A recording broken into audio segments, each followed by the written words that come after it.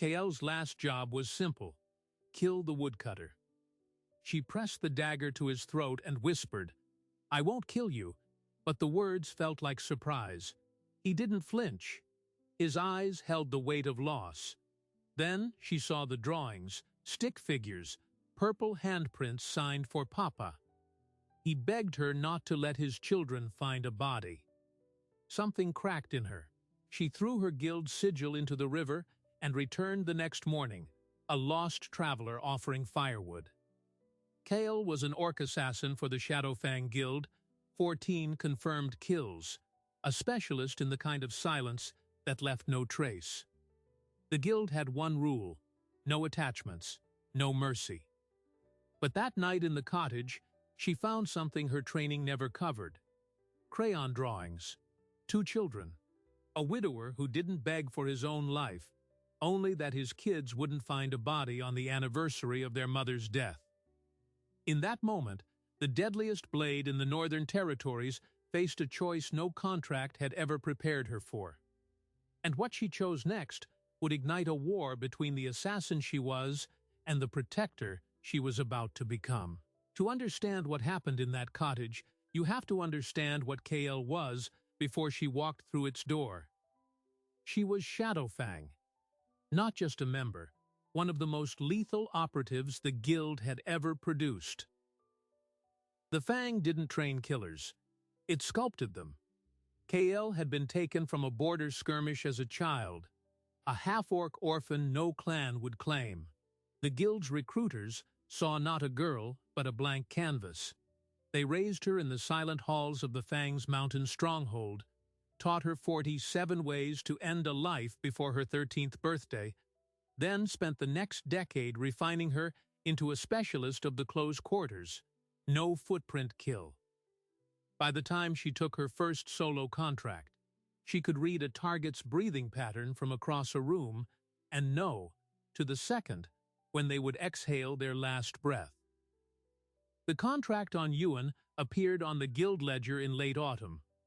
A woodcutter in the Thornwood village of Greymarsh had been in the wrong pass at the wrong hour. He saw a guild operative extracting a high-value target, a merchant with debts to people who collected in blood.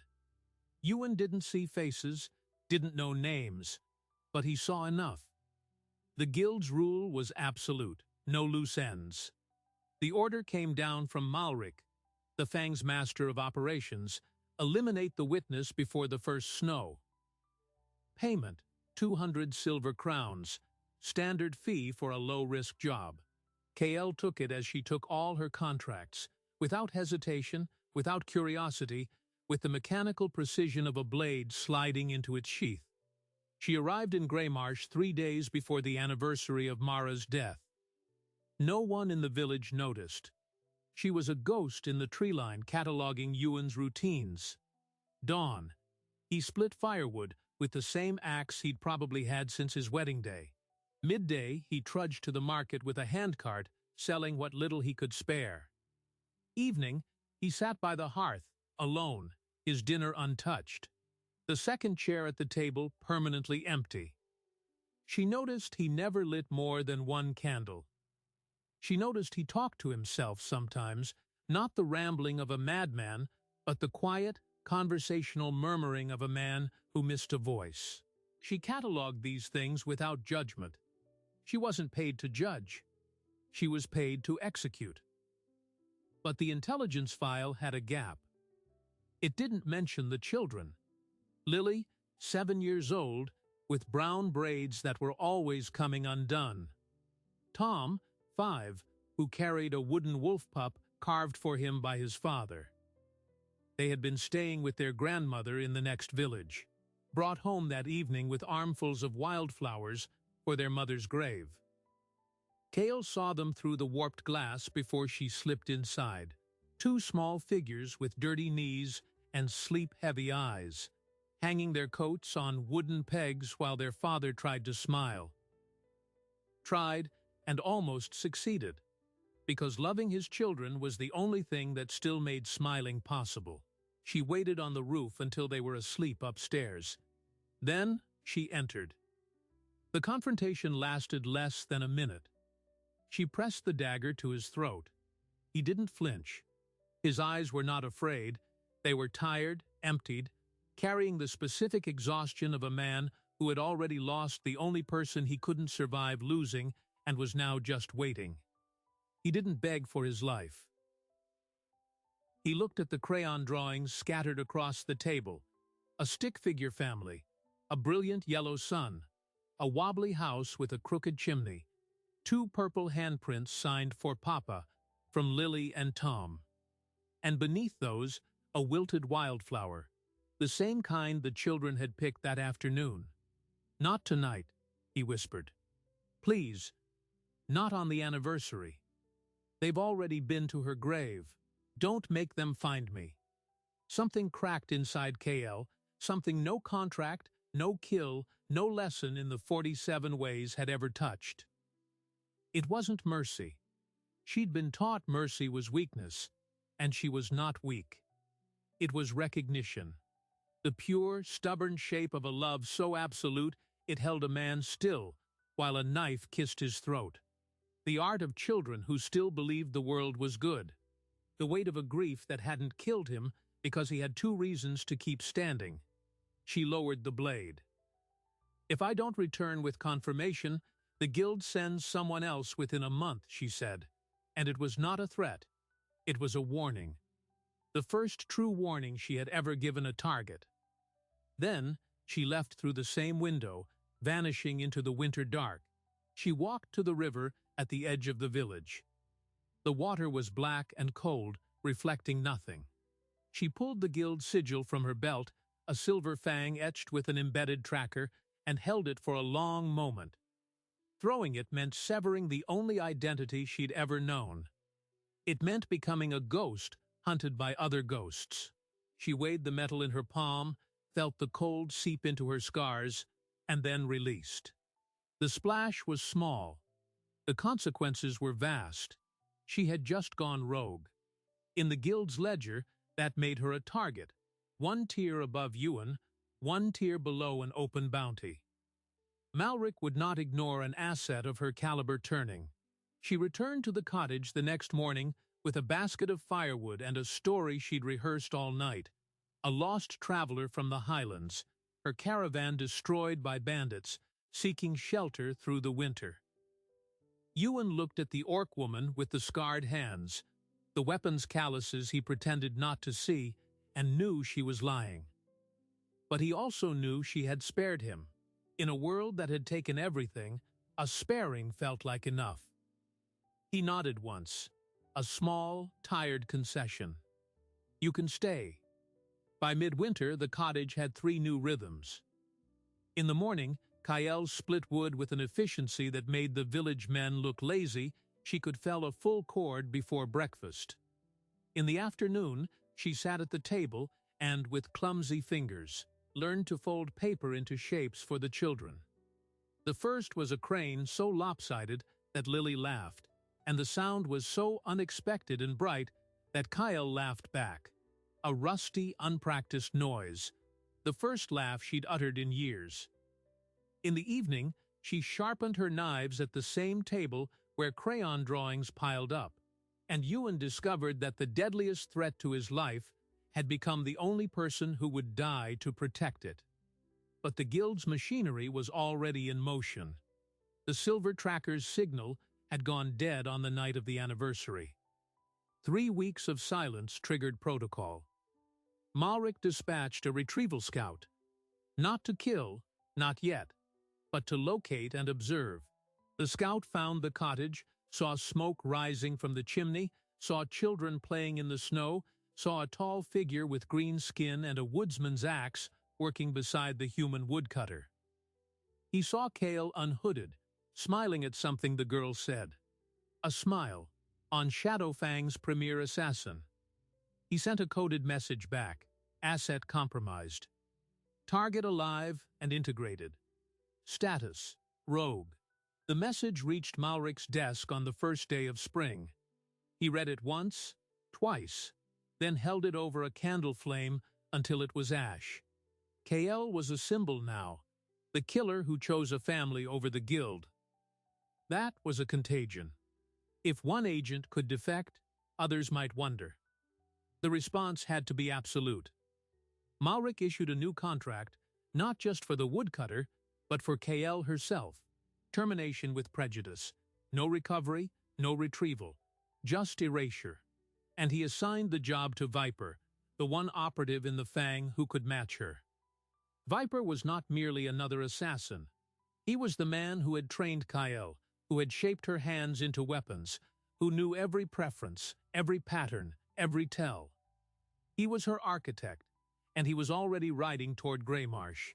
Kael felt it before she knew it.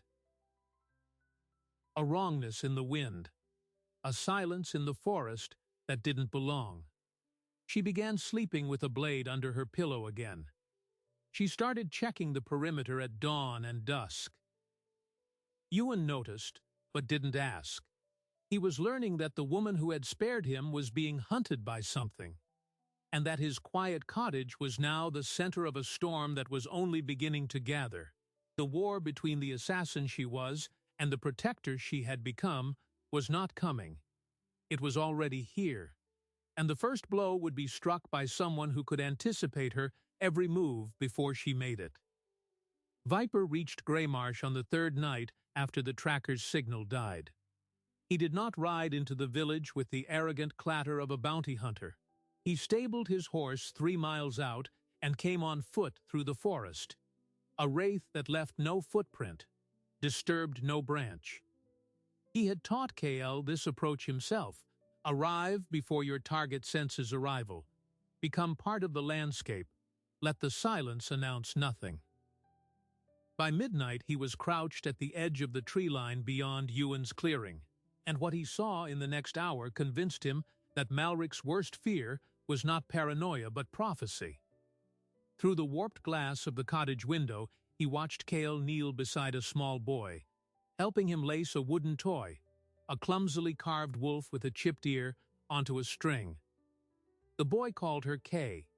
The girl, brushing her knots by the hearth, said, "Papa says you're staying forever." And Kael, the killer who had once removed a man's tongue without changing her expression, smiled, not a strategic grimace, an unguarded, tooth-baring, warmth-spilling from the eyes smile that Viper had never seen in 12 years of training her. He catalogued it the way a poisoner catalogues symptoms. Terminal. He pulled back into the dark and composed a second message to Malric. Contact established. Subject's defection complete. Emotional attachments formed. 2 juveniles, 1 adult male. Recommend immediate second team. I will extract or eliminate. He didn't wait for a reply. He began laying the trap, using the lessons he himself had hammered into Kael's muscle memory. Always attack the thing they love most. Not the target, the weakness. The first sign that something was wrong came the next morning. Kael walked the perimeter at dawn and found the pine bow she had threaded across the eastern trail snapped cleanly at waist height. Not an animal. A deliberate break, placed where she always checked first, because Viper knew where she always checked first. She felt her pulse notch upward.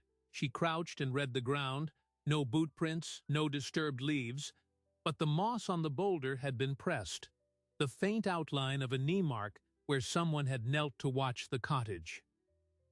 A scout. Not just any scout.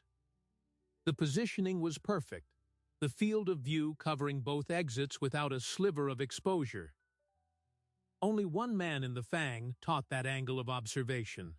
She straightened and drew her long knife, the blade catching the cold sunlight, and whispered a name she hadn't spoken aloud in 2 years. Viper. Ewan found her by the woodpile later that morning, honing the edge with a stone. He didn't ask if she was okay. He'd learned that the orc woman's version of okay was a spectrum measured in degrees of silent dread. Instead, he said, "The children said you were out before first light.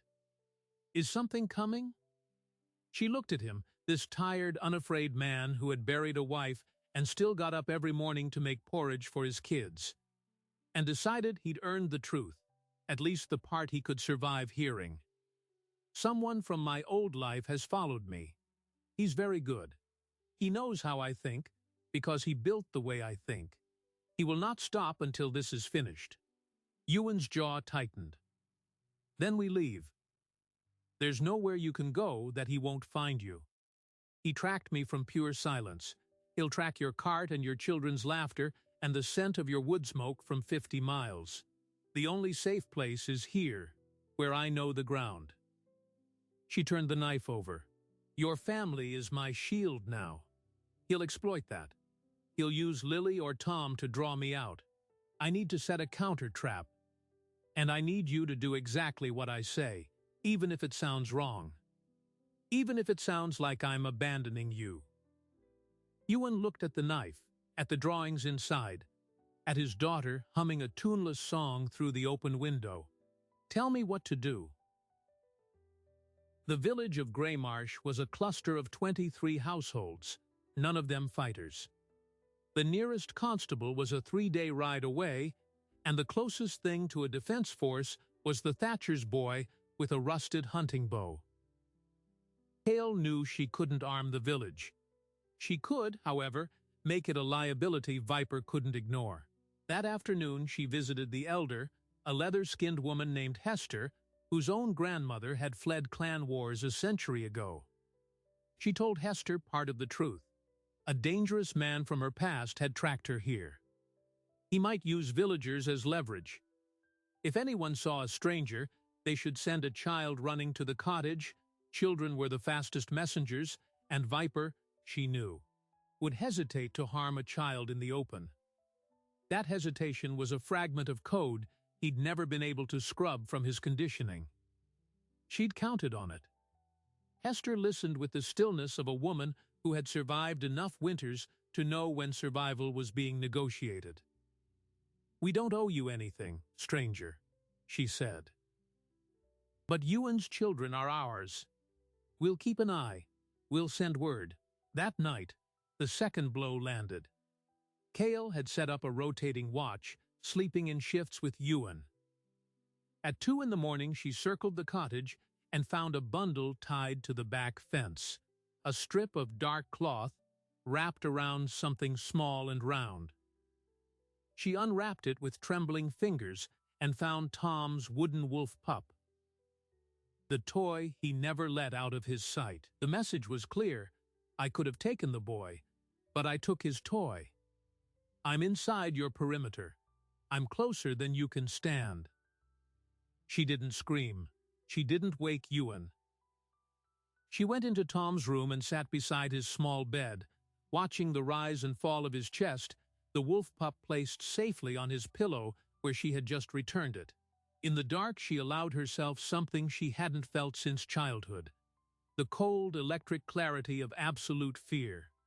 Not for herself, she had faced death and worse, but for this child, and for Lily, and for the impossible, fragile arrangement that had become the first home she'd ever had. And in that fear, something calcified. The assassin woke up. Not the defector. The blade. The next morning, she didn't disguise her movements. She left the cottage at dawn and walked directly to the tree line, arms open, no weapon drawn. She spoke to the empty air. I know you can hear me. I know you've been watching. So watch this. She took the silver fang pendant she had fished from the river weeks ago. She'd kept it. Not for sentiment, but because a tracker could be repurposed, and pushed it into the knot of an old oak at eye level. There's your confirmation. The asset is still alive, in this location, and waiting. But I'm not your target anymore, Viper. I'm your objective. Come and get me. Leave the family. You do that, and I'll give you a fight worth the 12 years you wasted shaping me. She stepped back. The forest answered with wind and bird call, but she knew he'd heard. And she knew he would accept the challenge. Because Viper's pride was the one weakness his training had never burned out of him. He'd see this as a chance to prove, once and for all, that the student could not surpass the master. The village children delivered the warning 2 hours later. A boy ran into the clearing, clutching his side, gasping that a tall man in a gray cloak had been seen at the old mill. He'd asked about the woodcutter's house. He'd asked about the orc woman. Then he'd given the boy a silver coin and told him to deliver a message, dusk at the Standing Stones. The Standing Stones were a ring of granite monoliths half a mile into the northern wood. Ancient, forgotten, a place where sound carried strangely and shadows swallowed movement. The perfect theater for two assassins to settle a debt. Kael prepared in the cottage with the ritual calm of someone who had done this before. She braided her hair back tight. She strapped 2 short blades to her thighs and a third across her lower back. She put on the worn leather vest that had belonged to a target she'd killed 6 years ago, the man who'd tried to buy her freedom and failed. She'd kept the vest because it reminded her that mercy was a gamble. Now she was gambling everything. Ewan stood in the doorway, blocking her exit. His voice was the voice of a man who had already lost one person he loved and was staring down the barrel of losing another. Don't. Whatever this is, we can face it together. She touched his face with her green palm. You already faced it. You faced it the night you looked at my knife and talked about your children. That was the first real fight I ever lost, and I'm grateful I lost it. Now I need to win one. For them. This is what I am, Ewan. Let me be it one last time. She kissed his forehead, a gesture so far removed from her training that it burned, and then she was gone, a shadow slipping into the trees. The Standing Stones were lit by the low, amber sun of late afternoon. Viper was already there, standing with his back to the central monolith, arms loose at his sides. He looked older than she remembered, silver threads in his dark hair, lines carved deeper around his eyes, but the body was still a weapon. The same coiled stillness, the same unblinking assessment. He'd brought no visible weapons, which meant he was armed to the teeth. You've grown thinner, he said, as if continuing a conversation they'd paused over tea. Domestic life doesn't feed you. It feeds me fine. You should try it. I'm not here to debate lifestyle, Kael. Malric wants you erased. The woodcutter and his spawn are collateral. You know the protocol. Then why didn't you kill them last night? You had access. The boy's toy was a statement, not a strike. You're stalling for something. A flicker, microscopic, barely a tightening of the jaw. But Kael caught it. In 12 years she'd learned that Viper's only tell was the absence of a tell. When he refused to react, he was reacting. The Vanguard, he said. A word she didn't expect. A consortium operating across 6 territories. Silent, vast, better funded than the Fang's entire treasury. They've been cleaning house, dismantling guilds like ours, turning assets into allies. Malric is terrified. Your defection is the first crack in the Fang's reputation, but it's also a signal.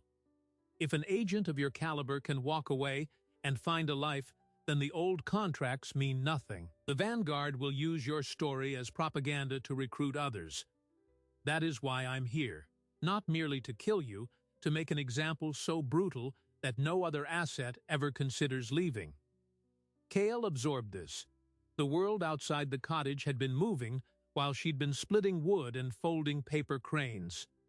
A larger war was unfolding, and her quiet act of mercy had become a flashpoint. Then kill me. Make your example. But the children stay out of it. They're not assets. They're not symbols. They're just children. Viper tilted his head. And that's what Malric doesn't understand. He sent me to bring you back, or bring your corpse. But I didn't come here for Malric. I came here for you. The pivot landed. She held her breath.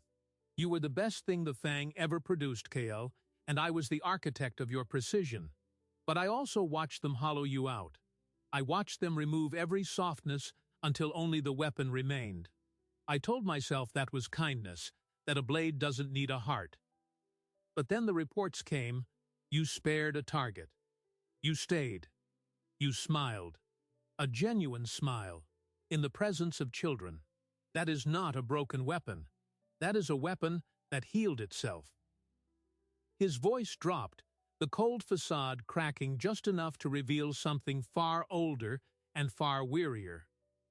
I spent 20 years serving the guild, and I have nothing. No family. No memory of a single night I spent without a knife under my pillow. When I heard what you'd done, I felt something I haven't felt since before I was recruited. Envy, so no, Malric doesn't get your corpse. Not until I've decided what the example really is. Kael's mind raced. Viper was offering something. Not alliance, not forgiveness. A fracture. A hesitation at the heart of the Fang's most loyal operative. She'd spent weeks expecting a knife in the dark. She had not expected the knife to pause and question its purpose. "What do you want, then?" she asked. "I want the guild to fall. But I can't do it alone, and I can't do it from inside. You have something I don't. A reason to fight that isn't just survival. The Vanguard has been watching you, Kael.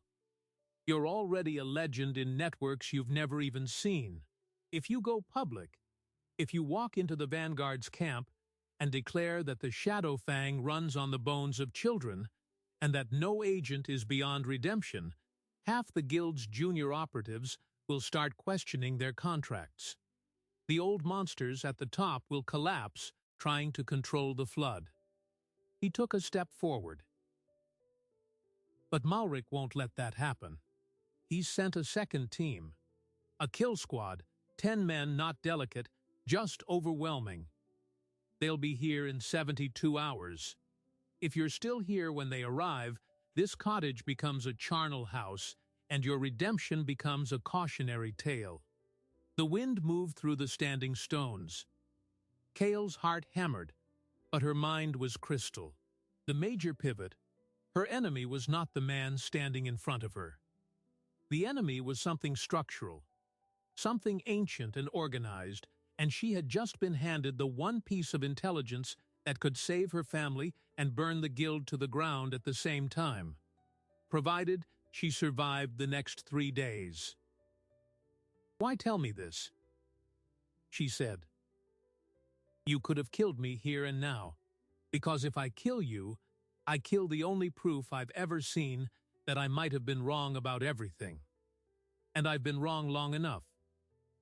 He unclasped a pouch from his belt and tossed it at her feet. Inside, she found a wax-sealed scroll and a small iron key. "That's a Vanguard contact, a safe house 2 days east.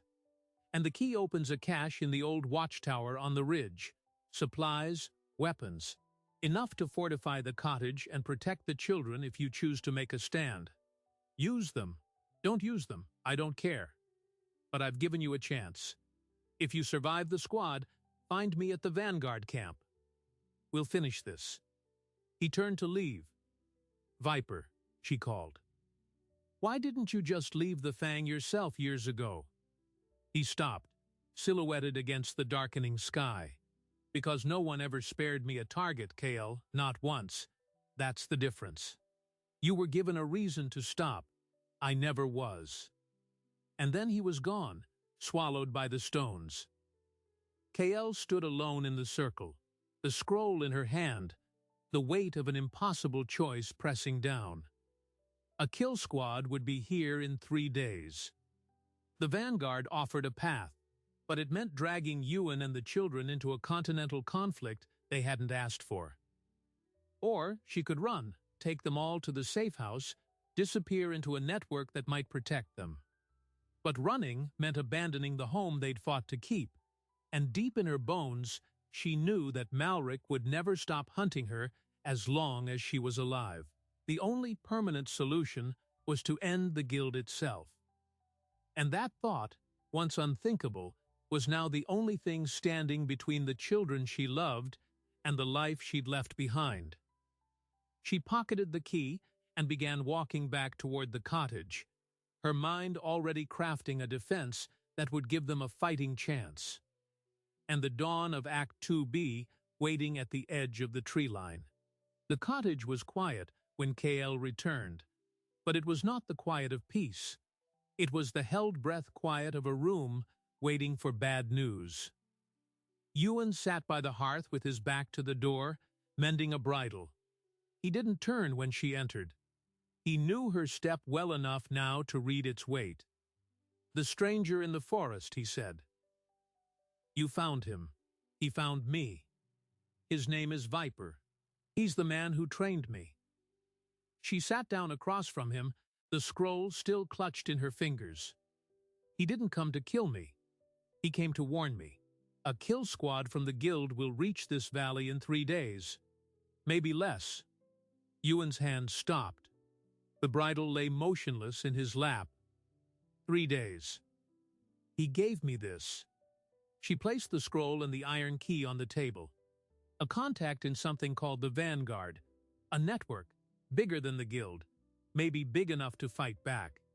And a cache in the old watchtower. Weapons, supplies, and what does he want in return? He wants the guild to fall. He thinks I can be the symbol that breaks it.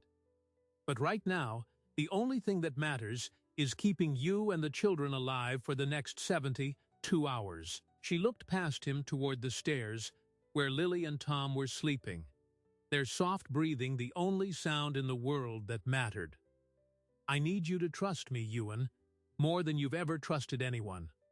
"I already do." "That's the terrifying part." He set the bridle aside and stood. "Tell me what we do." They left for the watchtower before first light, taking the children and a pack-horse. The tower stood on a ridge overlooking the valley, a crumbling stone cylinder that had once been a border outpost in some forgotten war. The key turned in a rusted lock, and inside, beneath a false floor, they found what Viper had left.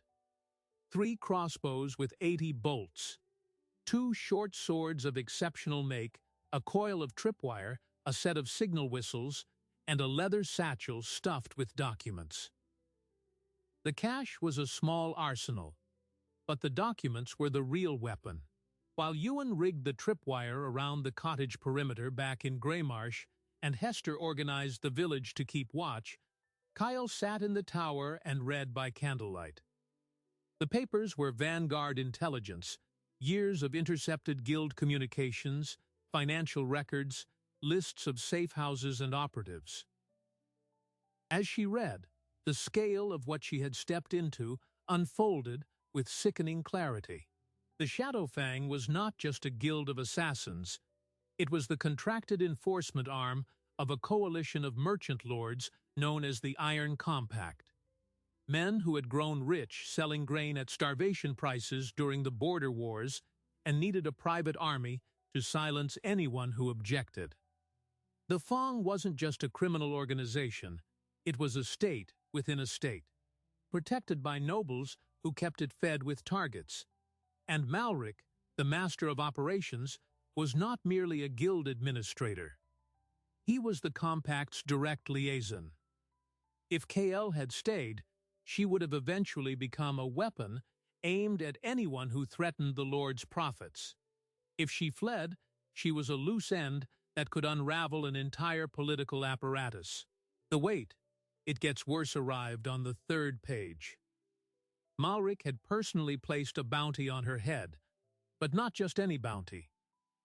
He had invoked an obscure guild protocol called a blood debt, a clause that authorized the seizure or elimination of anyone who aided a rogue asset. Under that protocol, the kill squad wasn't only coming for KL. They were coming for Ewan, for Lily, for Tom, for Hester, for every villager who had offered them a bowl of soup or a warm word. The protocol required total erasure of the asset's support network. If the squad succeeded, Greymarsh would be burned to the ground, and its people would be listed as casualties of a bandit raid. Nobody would ask questions. The Iron Compact owned the region's magistrates. Kael set the document down with trembling hands. She had imagined a quiet fight, a knife in the dark, her life for theirs. But this was annihilation, a strategy designed to make an example so horrific that no operative would ever follow her path. And Viper had known. The scroll wasn't just a warning, it was a confession. He had given her the tools to resist, but he had also given her the burden of knowing that running wasn't enough. The only way to save Greymarsh was to destroy the Shadowfang entirely, and to do it in the next 3 days. She packed the papers, returned to the cottage, and held a meeting in the kitchen with Ewan and Hester. The old woman listened without expression as Kael outlined the threat, then said simply, "My grandmother didn't survive clan wars by handing over her neighbors.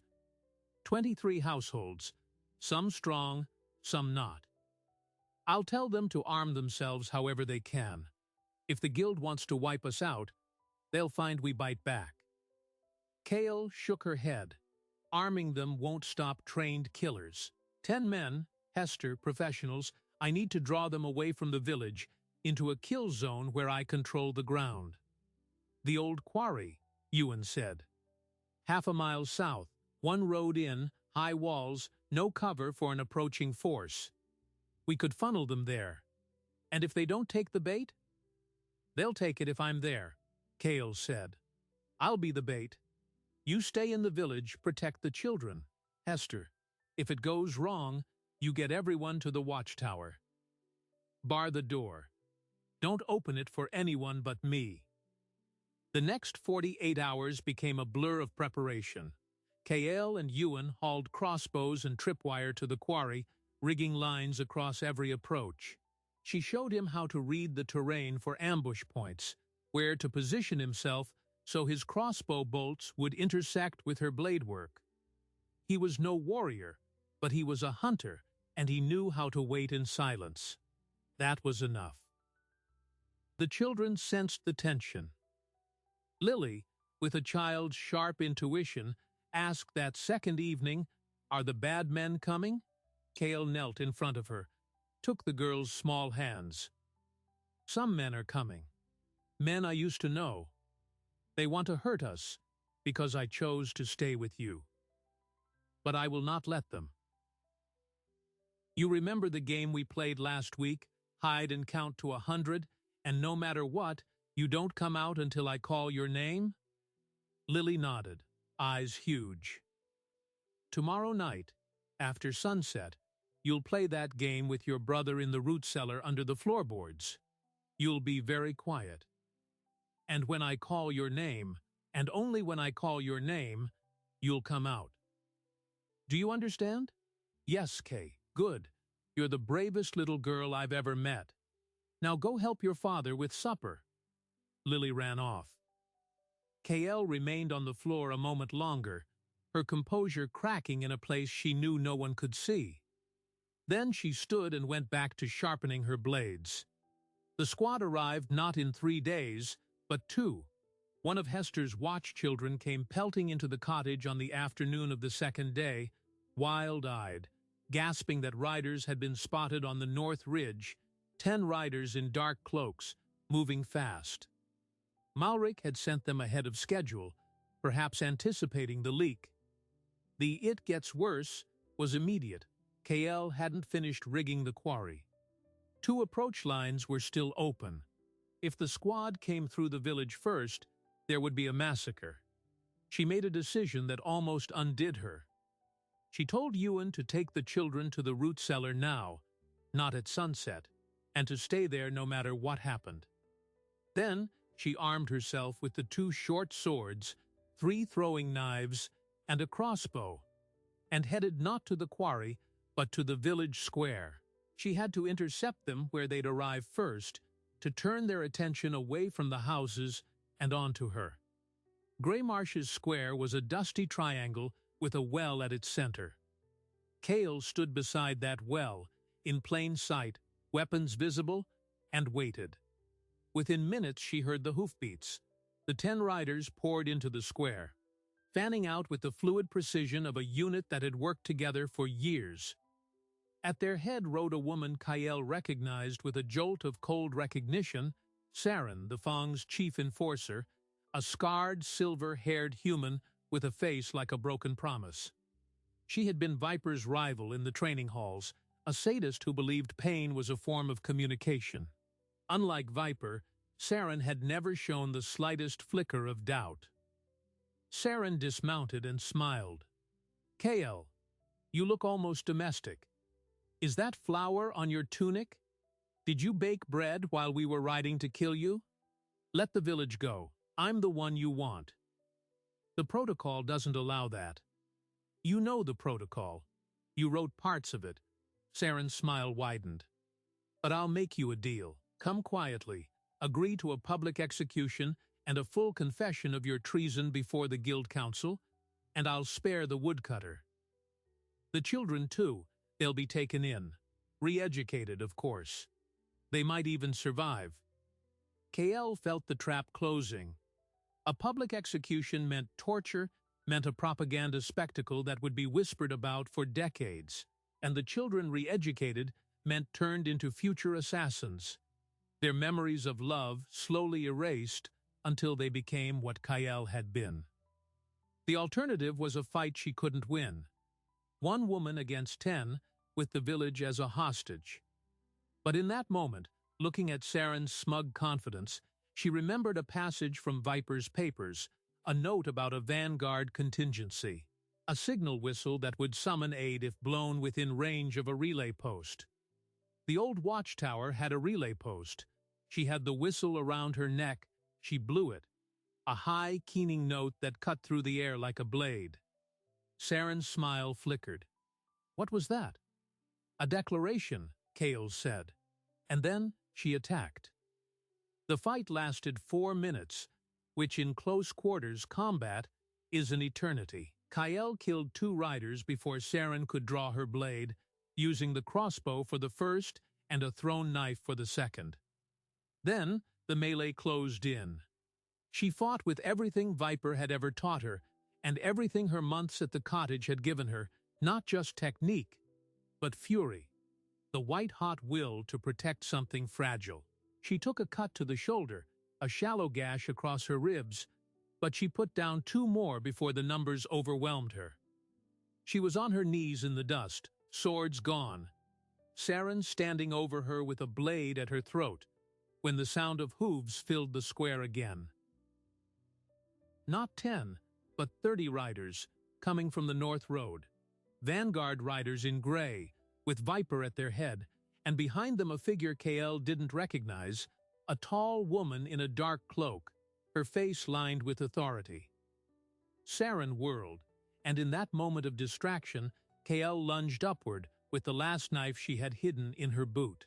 She drove it through the soft gap beneath Saren's ribs, a strike she'd practiced 1,000 times.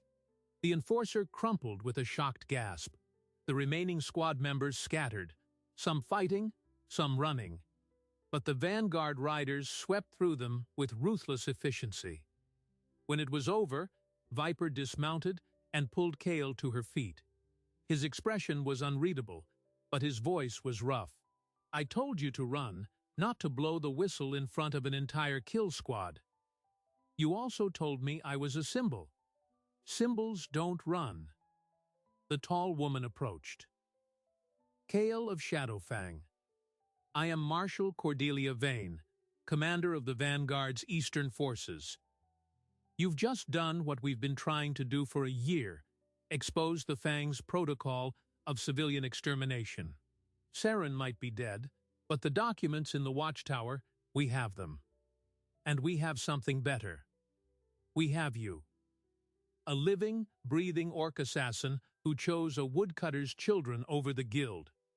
That story, told in the right courts, will unravel the Iron Compact's hold on this region. But it won't be quick, and it won't be safe. Are you ready to see this through?" KL looked past her toward the cottage, where Ewan had emerged from the root cellar with Lily and Tom in his arms. The children were crying, But they were alive. The village was still standing. Ewan caught her eye, and in that gaze was everything she'd never dared to imagine she could have. A home, a reason, a future that wasn't measured in kills. "I'm ready," she said. "But not as an assassin. I'm done with that. I'll help you tear down the guild, but I'll do it as the protector of this family. That's who I am now." And that was the moment Cale understood the full weight of what she had set in motion. She had not just spared a target. She had not just defected. She had ignited a war that would sweep through the halls of power, topple lords, and finally answer the question that the Shadowfang had never allowed to be asked, whether a blade could choose to become a shield. The cottage had been the spark. Now the fire was spreading, and Kael was no longer hiding from the flames. She was carrying them. The dust settled in Greymarsh's square as the last of Saren's riders were subdued or fled into the trees. The vanguard riders dismounted with the practiced efficiency of a military unit that had done this before, securing prisoners and tending to the wounded. Kael remained on her knees for a moment longer, her hand still gripping the knife she'd driven into Saren. She was bleeding from her shoulder and ribs, but the cuts felt distant, like something happening to someone else. The only thing that registered was the sight of Ewan emerging from the cottage with Lily and Tom in his arms, their faces pressed against his chest. Safe, Viper approached and offered her a hand. She took it and rose unsteadily. His expression was still guarded, but something flickered in his eyes. Relief, maybe, or the beginnings of something that in a less hardened man might have been called pride. "You used the signal," he said. "I wasn't sure you would. I wasn't sure it would work. You didn't tell me the relay post was active. I didn't know if I could trust you yet." He glanced at Saren's body. "Now I do. For what it's worth, I'm sorry about how this started. You deserved a teacher who could see what you might become, not just what you were. You saw it too late, but you saw it. That's more than Malric ever will." She turned toward the cottage, toward the family that had remade her. "The guild won't stop with this. Malric will send more." Marshal Cordelia Vane stepped forward, the gray cloak of her office swirling around her boots. "Then we must move faster than he can. We have the documents, the intercepted communications, and now we have a witness. You, Kael, your testimony before the Regional Council will expose the Iron Compact's funding of the Fang. Lords across 6 territories will be implicated. It will be a political earthquake. And what happens to them?" Kael gestured toward Ewan and the children. "If I testify, I paint a target on them as big as the one on me. The Vanguard will offer them permanent protection, a new identity, a new home, if they want it. But I won't lie to you, the safest course is to come with us to the council seat at Thornhold and let us surround you with guards until the trials are complete. After that, the Compact will be too busy defending itself to send assassins." Kael looked at Ewan, who had carried the children closer. He set them down, and Lily broke free, running toward Kael with arms outstretched. Kael caught her, a small, warm collision that knocked the words right out of her throat. Tom followed a heartbeat later, burying his face in her leg. She knelt, ignoring the pain in her ribs, and held them both. "Are the bad men gone?" Lily whispered. "Some of them. But there are more, sweetheart, and we have to make sure they never come back. So I have to go away for a little while to a big city to talk to some important people. Your father will be with you, and some very brave new friends will keep you safe. Can you be strong while I'm gone?" Lily pulled back, her face a blend of fear and stubbornness that Kael recognized all too well. "Will you come back? Do you promise?" Kael looked at Ewan. In his eyes she saw the same question, the same desperate ache. She understood then that her promise was not just to a child, it was to a man who had buried one love and could not survive burying another. I promise. I didn't leave the guild just to leave you. I left because I found something worth staying for. I'll always come back to that. The journey to Thornhold took 8 days, and in that time, Kael gave her testimony to a panel of magistrates behind closed doors. She spoke for 6 hours, laying out the full architecture of the Fang, recruitment, training, the chain of command, the protocol of total erasure. She explained how contracts were assigned, how bribes were funneled through merchant fronts, and most damningly, how the Iron Compact used the guild to silence grain farmers who refused to sell at ruinous prices. She gave them names, dates, safe house locations, everything she had internalized during her years of service. But the most powerful moment came not from her words, but from something she carried. Before leaving Greymarsh, Lily had pressed a folded piece of paper into her hand. "For when you're scared," the girl had said. Kael unfolded it now in the council chamber, a crayon drawing of a tall green figure holding hands with 2 small humans under a yellow sun, with a wobbly house in the background. At the bottom, in a child's awkward letters, it read, "Kay is our guardian angel." She held it up. "This is what I found when I stopped killing. Not a contract. Not a target. A child's drawing. The guild takes children and makes them into weapons. I was one of those children. But I am living proof that the process is not irreversible. If you need a reason to act, this is it." The magistrate sat in silence for a full 30 seconds, and when the head magistrate finally spoke, his voice was hoarse. "We have heard enough. This council will begin immediate proceedings to freeze all assets linked to the Iron Compact and issue warrants for the arrest of Malric and his senior operatives. The Shadowfang is declared a criminal organization, and any member who does not surrender within 30 days will be classified as an outlaw." The news spread like a grass fire. Within a week, 4 of the 6 lords in the compact had been arrested or fled. Malric himself was captured, attempting to cross the eastern border with a chest of gold and a forged passport. He was brought back to Thornhold in chains, and on the morning of his trial, Kael was granted a private audience with him in his cell. He looked smaller than she remembered, still sharp-eyed, still radiating that cold intelligence, but diminished by the loss of his empire. He studied her through the bars as if she were a puzzle he'd solved years ago and only now realized he'd misread. "You were always my finest work," he said. "I gave you purpose, discipline, a family in the Fang, and you threw it away for a woodcutter and 2 brats. You gave me a cage and called it purpose," Kael replied. "You taught me that mercy was weakness, but the only reason I'm standing here and you're in that cell is because I learned otherwise. The people who loved me back, that's purpose. You have nothing, Malric, because you never understood that a blade needs a heart." He opened his mouth to retort, but no words came.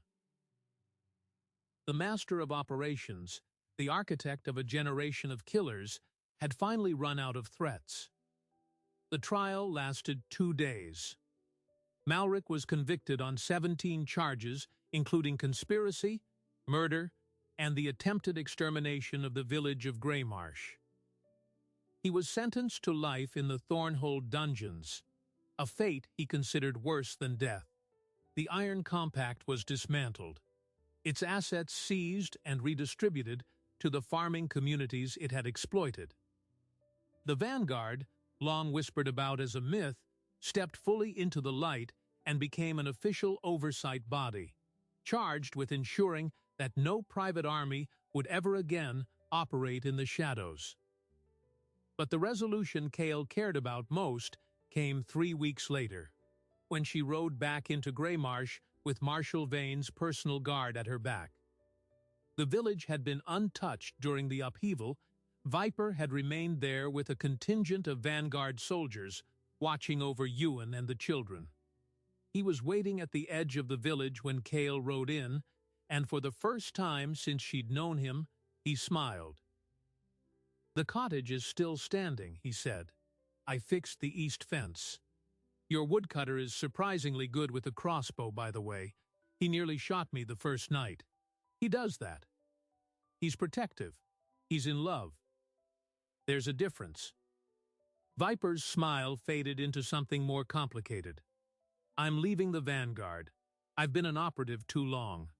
They offered me a desk position, but I don't think I can do what you did, unlearn the killing. So I'll go north, find a quiet corner. Maybe try to remember who I was before the Fang."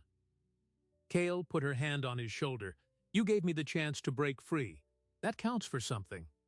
If you ever want to see what a cottage looks like from the inside, there's always room for another plate at the table." He nodded once, a gesture that said more than words, and then he walked away toward the north road, a gray figure dissolving into the tree line. The cottage door opened, and Ewan stepped out. He saw her, and his face, the tired, patient face of a man who had already grieved one wife and spent months fearing he would grieve another, broke into a joy so pure it hurt to look at. She dismounted and walked toward him, and they met in the middle of the yard, their arms wrapping around each other with the fierce certainty of people who had almost lost everything and were determined never to lose it again. That night, the four of them sat by the hearth. Tom fell asleep in Cale's lap, clutching his wooden wolf pup. Lily leaned against her shoulder, still awake, drawing on a fresh piece of paper with a stub of charcoal. Ewan watched them with a quiet contentment, the kind that comes only after surviving a storm. "What are you drawing, little bug?" Cale asked. Lily held up the picture. A tall orc woman with a sword in one hand and a bouquet of wildflowers in the other, standing in front of a house with smoke rising from the chimney. Underneath, she'd written, "RK." Cale felt her throat tighten. "That's beautiful.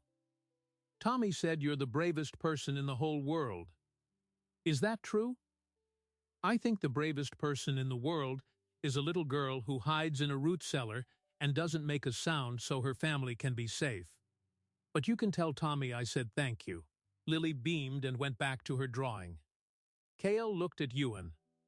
The firelight played across his face, illuminating the lines of grief that would never fully fade, but that now seemed to have softened around the edges. "So," he said quietly, "what happens now? You're a hero of the vanguard. You could have a command, a title. You could change the world from some high council chamber." "I already changed the world from a cottage," she said. "I don't need a council chamber.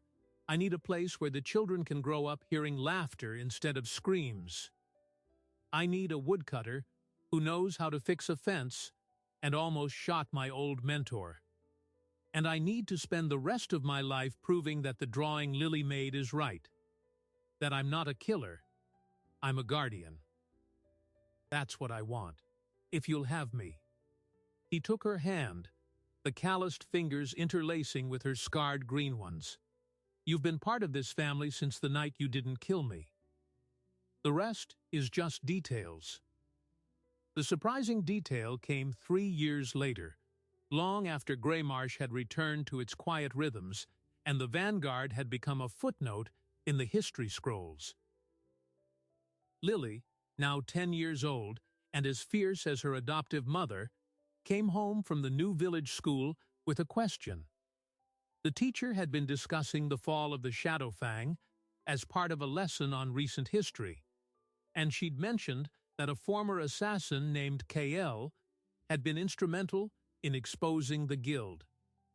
"Kay," Lily said, setting her satchel on the kitchen table where the crayons still lived, "teacher said you used to hurt people, but that you stopped because of a drawing I made. Is that true?" Kael, who had been kneading bread with her warrior's hands, paused. "It's true," You drew a picture of our family. You, Tommy, your father, and me. Before that, I never thought I could have a family. Your drawing showed me I already did. Oh, Lily said, as if that made perfect sense. Well, I'm going to draw one every week now, just to make sure you never forget. She pulled out a fresh sheet of paper and began sketching a new scene, all four of them, plus a small dog they'd adopted, standing under a tree heavy with apples. Ewan came in from the woodpile, saw the scene, and leaned in the doorway with the same tired, unafraid eyes that Cale had first looked into on the night she spared him. He didn't say anything. He didn't need to. The cottage was warm, the children were safe, and the deadliest blade in the Northern Territories was currently wiping flour from her hands onto an apron, preparing to set the table for supper. The war was over. The peace was real, and the crayon drawings on the table had multiplied so much that they'd had to start pinning them to the walls. The war was over, but wars like that never really vanish. They settle into the floorboards of a cottage, into the stories parents tell children when they ask why the tall green woman who sharpens knives at the kitchen table sometimes stares at the forest with eyes that have seen too much. The shadow of the Fang faded from the continent, dismantled piece by piece, its dungeons emptied, its ledgers burned in public squares. Malric died in his cell 6 years later, unrepentant and alone. The Iron Compact was erased from every treaty, and the Vanguard became exactly what its name suggested. A watchful presence, not a hidden one. Justice, for once held. But the question that haunted the historians was not about armies or trade routes. It was about the moment in the cottage. A killer with 14 confirmed deaths pressed a knife to a woodcutter's throat and stopped because of crayon drawings and a widower's love. How many other Kyles were out there, sharpening their blades in the dark, waiting for a single impossible reason to set the blade down? How many of the world's monsters were simply people who had never been handed a drawing that said they belonged? The answer is unknowable, and that is precisely the point. The story of Cale and Ewan endures not because it happened to a legendary assassin, but because it happened to someone who was supposed to be beyond saving. And it reminds us that no one is. The world is full of woodcutters kneeling before their ends and children drawing stick figures under suns that refuse to stop shining. The difference between a tragedy and a miracle is sometimes one person's choice to see a child's handprint as more important than a contract. Cale lived to see Tom take over his father's trade, and Lily grow into a sharp-eyed young woman, who went on to become the Vanguard's youngest diplomatic envoy, a career she chose so that wars could be ended with words before blades ever had to be drawn. Lily kept every crayon drawing her mother made, a collection that eventually filled a trunk in the attic. And on the day Cale passed, surrounded by her family in that same cottage now expanded with an extra room for grandchildren, she asked Lily to bring down the first one. The purple handprints, the wobbly house, the sun with too many rays. She held it in her scarred green hands, smiled that rusty, hard-won smile, and said, "This is the best mission I ever completed." If that image stays with you, the assassin dying in peace, a crayon drawing held against her heart, then you understand why this story matters. It's not about the knives. It's about the things we choose to hold instead. If you want more tales from the shadowed places where mercy and violence collide, hit subscribe and tell us in the comments what you'd have done if you were in Cale's boots that night. Your support keeps these chronicles alive. We'll see you in the next one.